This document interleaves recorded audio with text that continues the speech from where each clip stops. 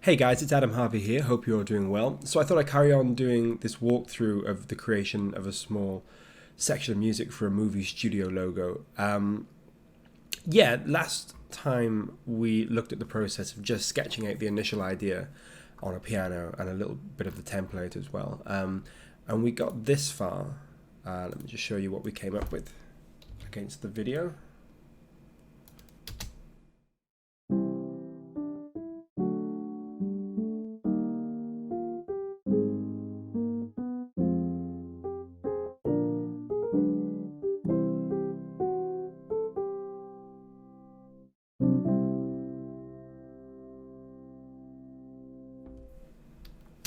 So there we go, a super simple idea. By the way, guys, this is obviously not actually a real logo, and it's not a vanity project for Adam Harvey Music. I'm just using that because it was easier than coming up with a fake studio name. Anyway, that out of the way, that's what we came up with. It was a super easy piano sketch for this idea. I mean, because it's only a sort of 20-second idea, obviously there was never going to be too much complicated about it. But the piano sketch is a great way of just fleshing out the initial ideas. You know, what are the main melodies, what are the main chords, what is the structure, and the harmony and the flow of the piece. And you know, we've got that far now. I think when I hear that, at least I start to get ideas in my head about how it's going to sound on the orchestra. And then usually what I'll do, it depends what kind of project and the time and so on, but you know, usually I might go on to do an orchestral sketch of it on a short template here. And there are lots of reasons you might want to do sketches. First of all, if you're sort of new to writing, working with the big food groups of the orchestra, the strings, the woodwinds and the brass and the percussion and so on, it's probably preferable to really getting in there and trying to figure out exactly how you want the violas to play and how you want, you know, trumpet number 3 to play and so on.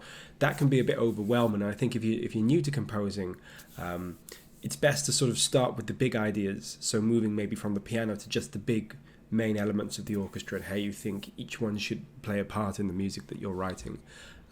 It's also great as well, of course, if, you know, let's say you don't have access to your main studio, or you're out writing, you know, on holiday or just away somewhere on a little laptop that doesn't have your whole library there, or you can't load, you know, 80 different instruments into it. Sketching is a great way just to get ideas down quickly. But I also think it's a good discipline to get into from a composing perspective, because, you know, if you don't, sometimes, as I say, the problem is when you get an idea that you start to get excited about, sometimes you can run away with yourself, and before you know it, you're spending an hour crafting a violin line, and then you know, put the rest of the strings in, and it's not right, and you start to get lost as to what you're trying to achieve and so on. Sketching keeps you or gives you a base to work from, really, and you can always refer back to your sketch and say, well, what was my original idea? What did I actually think? You know, how did I actually think it should go? So to go back to this idea, let's go through the piano again and hear that first.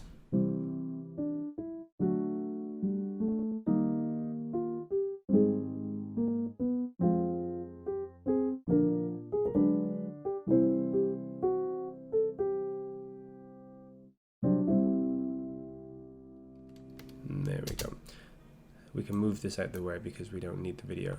Sorry, I was just auto-saving them.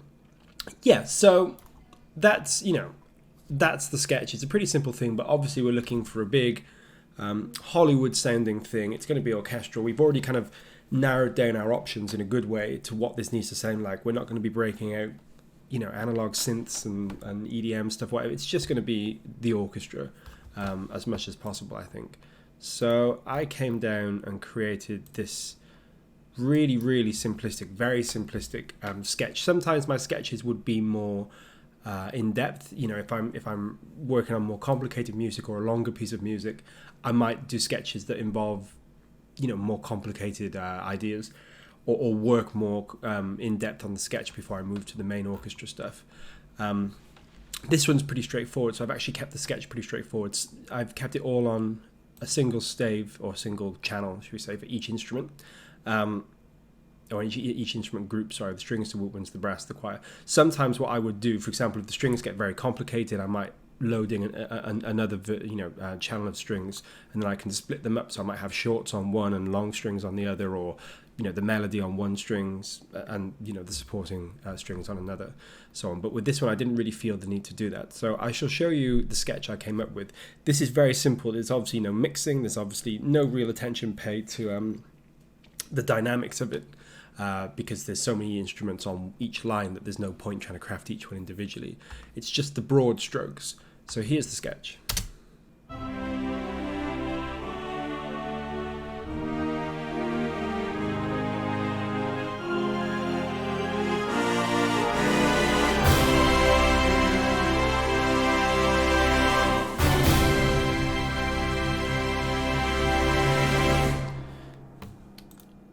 So there we go. It still sounds pretty ropey, shall we say, but again, you have to think what the sketch is being used for. I'm not usually showing this to anybody.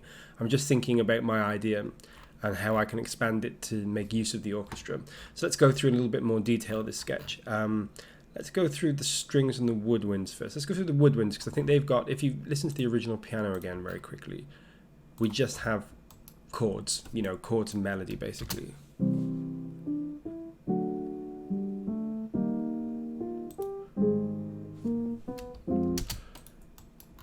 Pretty blocky, just very much filling in the main elements. So the first thing that I did was decided that I was going to have some kind of ostinato or arpeggio or some kind of rhythmic feature going on.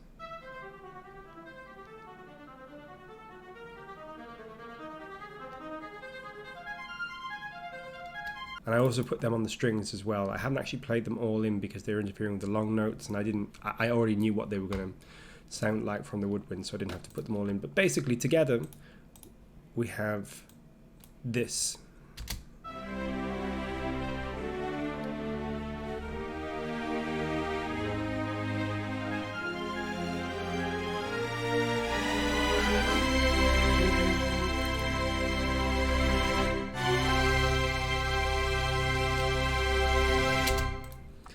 So these short notes help to add some more airiness and intrigue and kind of just rhythm and interest to the opening stages, because obviously if it was just block chords, it wouldn't sound very interesting really. So yeah, basically you have a combination of the bass, some chord support, and the short string runs, short arpeggios, ostinatos, whatever you want to call them, happening here. And then I decided I wanted to make use of Nucleus's choir, because I've set myself the goal of writing pretty much all of this with Nucleus. There's a few extra instruments in there, but they're all free. So the choir is just adding simple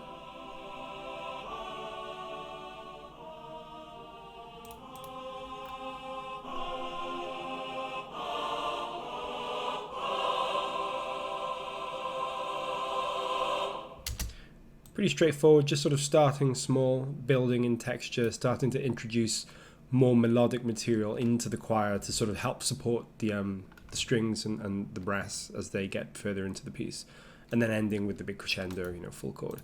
And then the brass, which is probably the bulk of this piece of music, or certainly the most distinctive feature. I knew that I wanted the brass playing the melodies, pretty much all of them, and then eventually the strings coming in to support the brass. Because the brass just has that sound that you want for those kind of glitzy Hollywood things. And then obviously we have chords in the brass as well. And you can begin, as a composer, you can begin to think about these things, even though this is a brass ensemble, so there's no distinction between the lines. French horns and trumpets and trombones all play together. I knew that this was likely to be French horn. This might be trumpet repeating the melody again. These will almost certainly be trombones down here, and then of course in the lower register you're going to have low brass, so tubas, cimbassi if you've got cimbassi, whatever. But this sketch, when you start doing your own sketches, you'll be able to see pretty quickly when you start looking at them roughly what instruments would be what. This is unlikely to be a trumpet. Well, it's pretty much impossible, it's too low in the range. This is unlikely to be a French horn. It could be, but it might not be. So you can just begin to get some ideas of what you want. This might be French horn, this might be French horn or trumpet, so on. This is almost certainly going to be French horn, maybe trombone. And then as you get into the sort of tutti section with the whole brass playing, obviously it can mix up a bit and you can look. But it's good to start thinking about those things. That's exactly why sketching is good. So here is the brass sketch.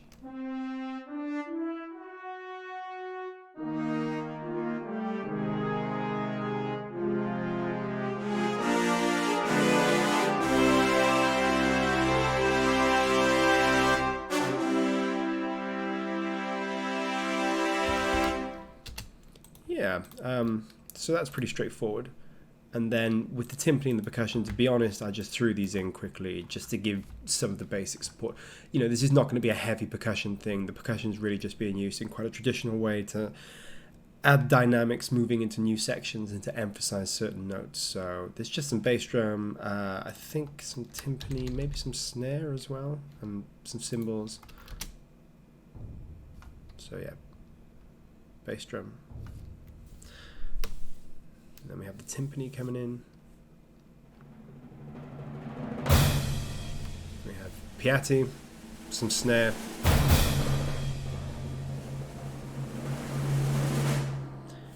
There it is, just really straightforward orchestral. Percussion, you know, obviously in modern scoring, percussion can take a lot more of a front seat. You can have a huge amount of different types of percussion, you know, from all over the world. With this, it's pretty much your standard symphonic percussion being used in a standard symphonic way. So to go through it all again, it sounds like this.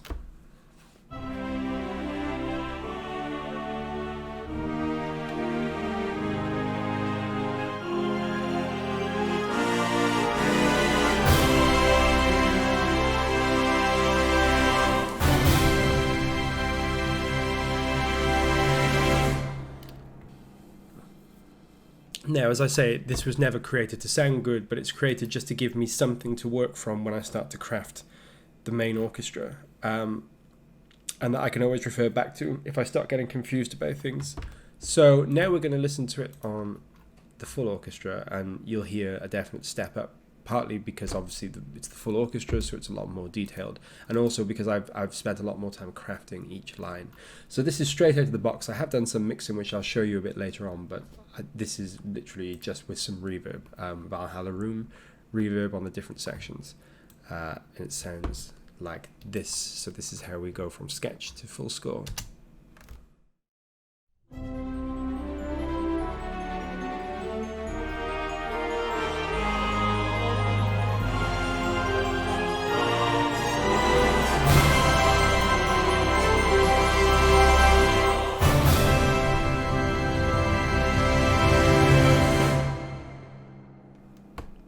So as you can hear, I mean, it's still probably not quite finished. If I had more time, I'd probably spend a bit more time crafting it even more. But that's a step up from the sketch in terms of the quality of everything. But I used everything in the sketch to create these things. So for example, as we said in this sketch here, we start with the French horns. So the first thing I would do is just literally copy this line over. I just copied that to the solo horn. So here's solo horn.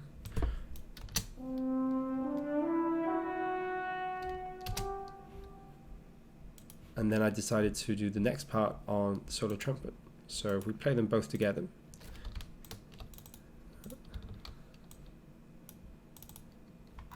And you can see that you have the French horn here. Then the trumpet takes the melody over and the French horn just plays a sort of counter melodies, some supporting harmony stuff.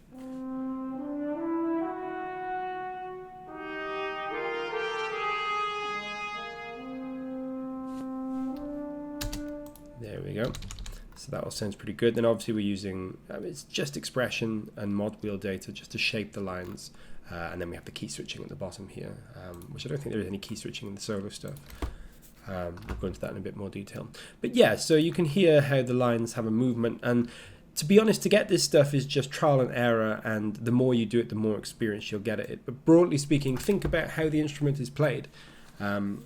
You know, think about the dynamics you want to create and the realism, you know, the realities of playing the instrument. French horn players, brass players in general will have to take breaks between lines. You know, you wouldn't want to play this whole line without taking a break. It would be hard and it just wouldn't sound natural. So start thinking about, you know, where the little breaks could be. Obviously there are overlaps here because these are legato patches, so the overlaps create the legato. And I always try and either play stuff in, or if I don't play it in, if I write it in, just create slight, if I just come in a bit, things are slightly off, just very slightly off. Nothing's quite in perfect time, because nothing ever is. That could be down to my playing, or if I didn't play this, and I can't actually remember now, I think I did play it in, then it's just added realism.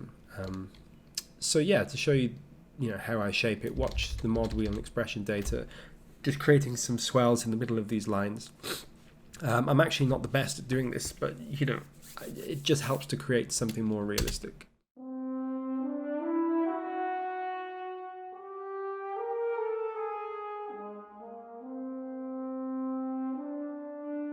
And actually that's not the most realistic transition there. The reason it's like that is because the rest of the orchestra comes in, so you can kind of get away with it a bit more. I mean, one of the things I will say is that as much as I try and think realistically and honestly about the orchestration and try and make it faithful to the spirit of orchestrating for a real orchestra, I don't worry too much about the lines being completely playable, because this isn't, well, particularly for this project, it's not going to be played by a live orchestra, and if it was, I would rework it for that particular purpose. So I'm focusing more on what sounds good, and I'm keeping, as I say, keeping faithful to the spirit of orchestrating for a real orchestra. But sometimes you're going to do things, because of the way these libraries are created, because of the limitations of them, you're going to have to double instruments you wouldn't ordinarily double. You're going to have lines moving around in ways they wouldn't ordinarily move around. But that's okay. When you're playing with a full orchestra, you can get away with some of those things, and you'll be surprised some of the workarounds you have to come up with to create more realistic stuff that is actually counterintuitive to what you think might be the case. That's all a case of getting to know your libraries and getting to know how this stuff works. And as I said, there's a million different ways to approach this kind of stuff. This is just mine. But yeah, it's all trial and error. So if we just play the whole brass, because I think that's probably more interesting. Let me just see, can I bring all this up? Yeah, here we go. So here's the whole brass playing as one unit. See, we have this, then the trumpets and trombones.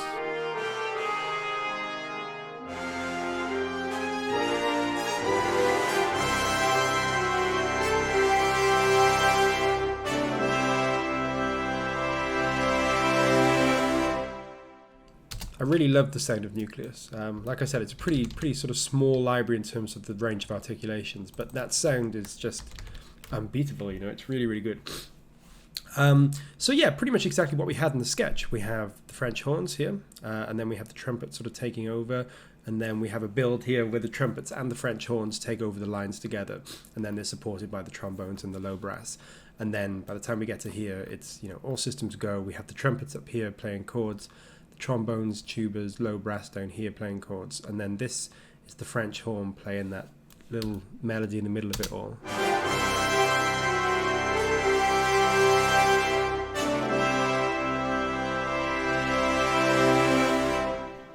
And that's actually supported by the trombones here. Again, in a real orchestra setting, that may or may not happen, it depends, but it's just a case that it sounded better with something a little extra here.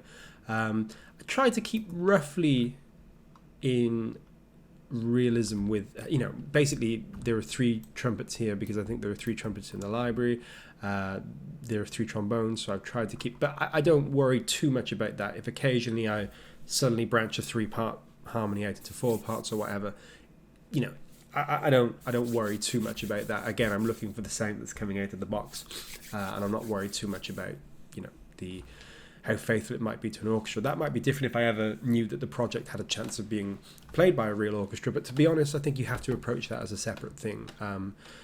What's important here is getting the best sound out of the library that you have, or at least that's my brief. And if it was ever to be played by an orchestra, which this one won't, but I would approach that as a separate thing. So that's those. Let's just go on to the viola. Sorry, the strings, not the violas. I'll just play the strings. I've got a sub bass here, which I'll talk about a little bit in a moment, but let's just play the strings.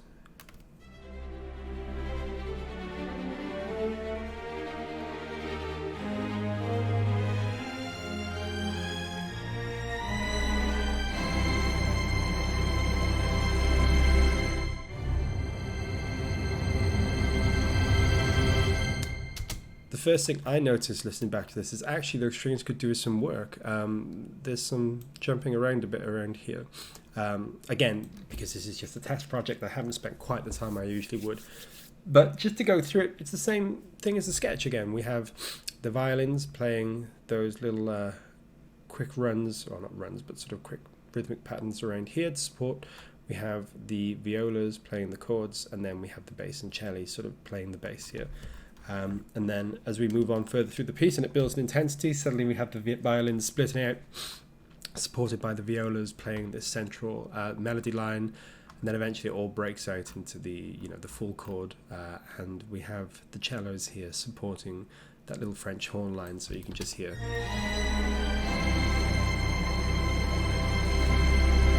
You can actually barely hear it there, but yeah, it's just adding a little extra support. So yeah, one of the things, I mean, it's interesting playing this all separately now. It could definitely be improved, but that's the point of this walkthrough is just to show you some of the techniques I use, and not to go through a very, very specific line by line breakdown of everything. That would take hours and hours and hours. So yeah, pretty straightforward.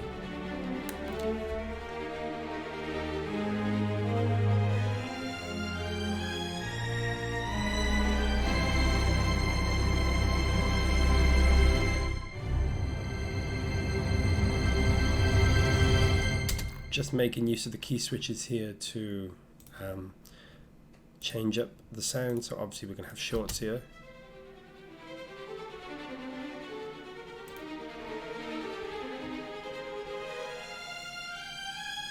Moving to the big flowing legatos at the end there.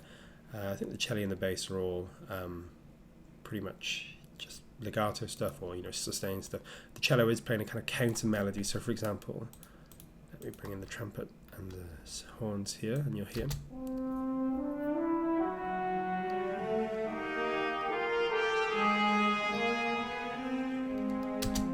And I mean, that was right in the original sketch, I believe.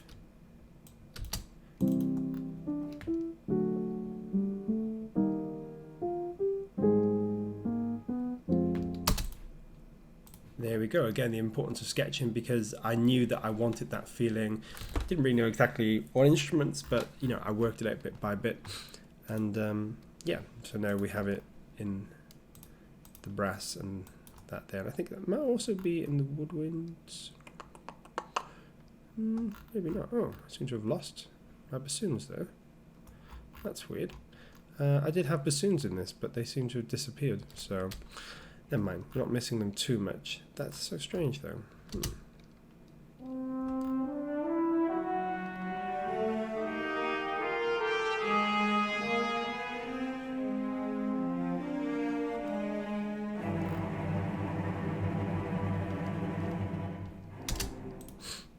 Yeah.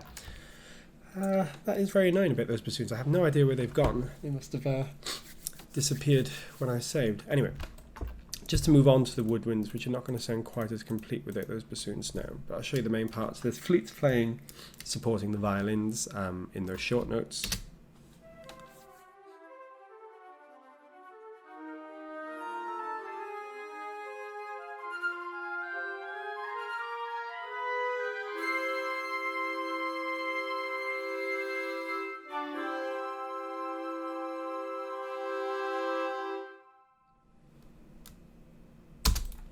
So pretty straightforward, just have those shorts and then we bring in the rest of them just to help support the chords.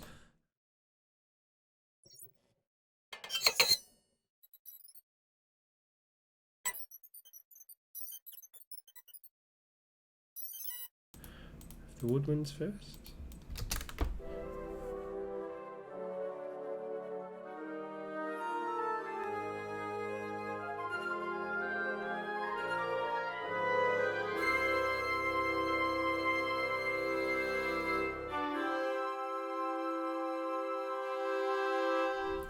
Again, they don't sound the best on their own, but all together, I think it'll sound okay.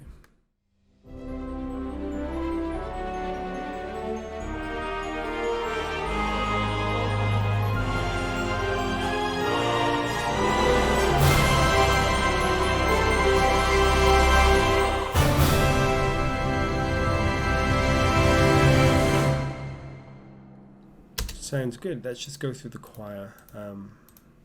It's just supporting really, as I said from the sketch. As we go further on, the choir begins to add, more of a melodic support to the lines. But it's really just padding out, along with the woodwind, padding out the sort of brass and strings, what they're doing.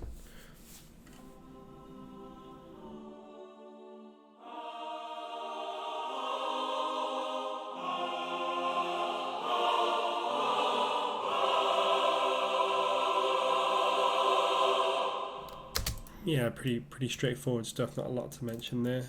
I did switch articulations to go from the sort of oohs to the ahs, so there's quite a big transition between them there, which sounds a bit weird on its own, but in the context of the mix, I think it's fine.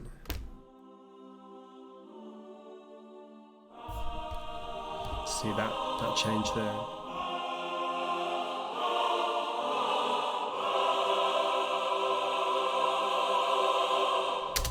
We're missing something here, but the reason partly is because of that line that we have in the French horn. We just need a little bit of space for it. Again, like I said, in terms of genuine orchestration for an orchestra, there'll probably be a lot of orchestrators out there that are looking at this and just cringing at kind of how random excuse me, some of the choices are. But there's often methods behind the madness, because sometimes these instruments, because they're a sample library, they sound better in one range than another, or they don't extend the full range, or you sometimes have to use certain tricks to make it sound more realistic, even if it's counterintuitive to how a real orchestra would work. And then we'll just go for a final thing through the sub bass. Now, you might not be able to hear this on its own if you're on laptop speakers or laptop headphones, but I can barely hear it. There you go.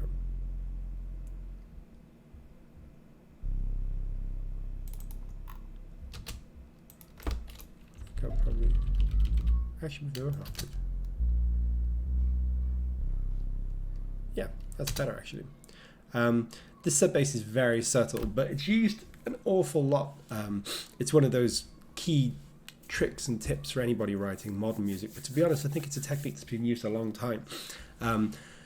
Harmonic frequencies under the orchestra in the bass, particularly sort of 120 hertz and below, are really just supporting the low strings and giving them a really real fatness and a real weight.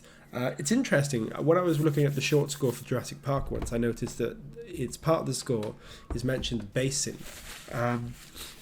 So I think that it's a technique that's been used. I'm not sure if it was actually used in that, but I know that it's a technique that's used an awful lot and often in scores that you wouldn't necessarily expect it to be used in. And there are two broad ways of doing it. Either you can literally play a sub bass in, or you can use frequency generators, something like Waves R bass, and there's a lot of others out there that will create harmonics below the main strings, or the main bass line, which just really help give it a fatness. So here's the bass on its own.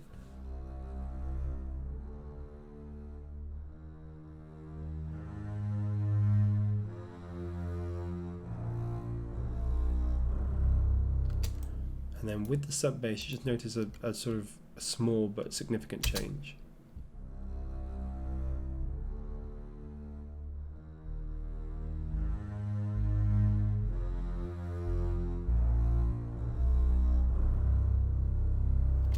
Did you hear that? I mean, it's pretty subtle, but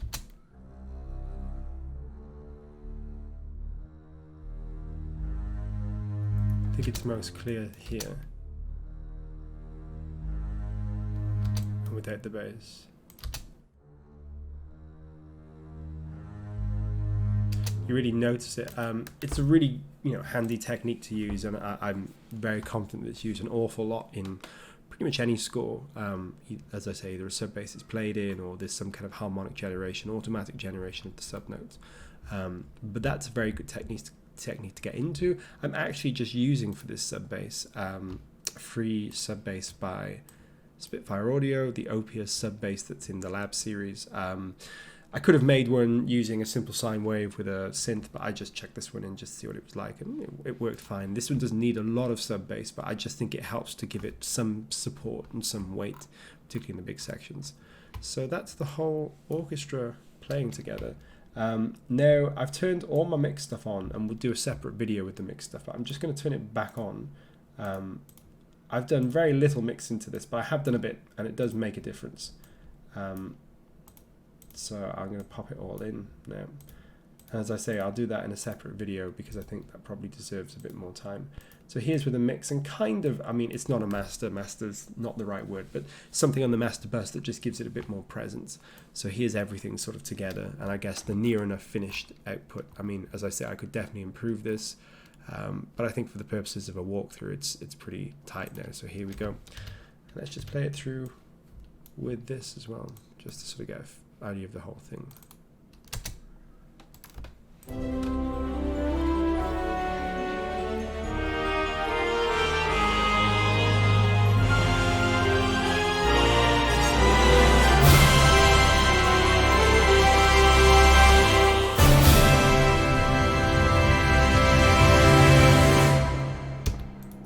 So there we have it, guys. I mean, it's all pretty straightforward stuff. Obviously, if you guys have any questions or comments, I'd always love to hear them.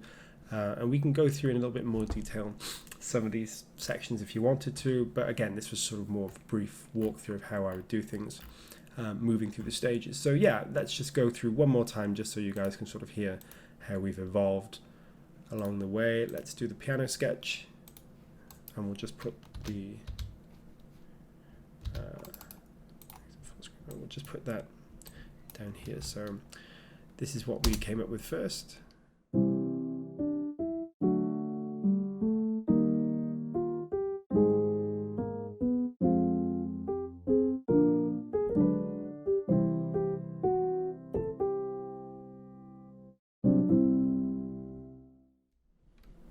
then we'll move on to the orchestral sketch.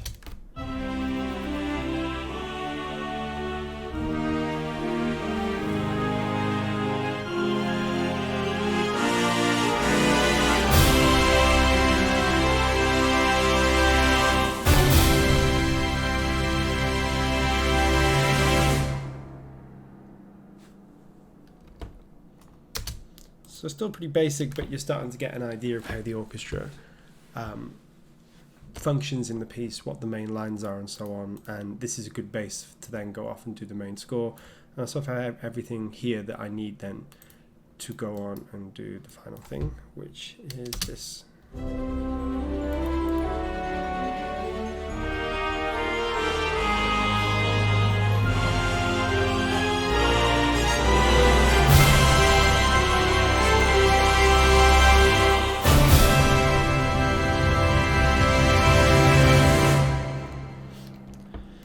There we go. So I will do a mix video on this at some point. I'm probably going to do a bit more of a mix because I've really just thrown some stuff together here. So I'll probably do a slightly more polished mix, and also probably fix some of these lines as well.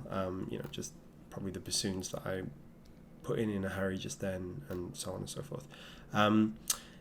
Yeah, so we'll just see how that goes. But that's the whole thing there, pretty much. I'd like to know your thoughts on the sound of Nucleus. I think it sounds great. Again, it's built as a starter library, but I think you can get a surprising amount of versatility out of it. And it's been good fun to challenge myself to only use Nucleus, with the exception of a couple of really minor secondary instruments in the sub bass and the handbells here, which, you know, they don't make much of a difference. They just add some sheen to it. Obviously, if I could use my whole library, you know, probably get it to another level of realism again, because we could support some of these lines with some extra stuff. But that's not to say that these sound bad. You know, you heard it all sounds pretty damn good with a bit of programming and a little bit of thought as to the orchestration. And as I say, I'm by no means a master of either of those things, but I think it just pays to take the time to you know, go through each line, think about it, make some decisions, listen to it in the context of the mix, and then make changes where you need to. And you know, as I say, this is probably still relatively unfinished. I'm noticing I haven't really used the oboe. It's got the solo oboe, but that randomly disappears here, so could add some proper oboe in there. Yeah, which I may do before I do the final video. But I hope you guys enjoyed that. I hope you found it useful. As I say, if you have any questions, put them in the comments. I'd be more than happy to answer them. In the meantime, guys, happy composing. Check out Nucleus. It's definitely a good contender for a starter library, or for a good layering library, or a good bass library. If you're a more advanced composer, it just sounds great. I'm still loving the sound of it. Every time I get the full orchestra playing together, I just, I get that little smile on my face. It just sounds so good. And I'm really looking forward to getting Jaeger, which has sort of more detailed brass and strings, and adding that to the mix and see what we can come up with. But that's going to be another video for another time. So I hope you guys are all well. I hope you enjoyed this. Please leave any questions or comments in the box below, and I shall get back to you. Like and subscribe if you've enjoyed it, guys, because I'd love to make some more content for you and spend some more time making this content. Yeah, thanks a lot, guys. Take care.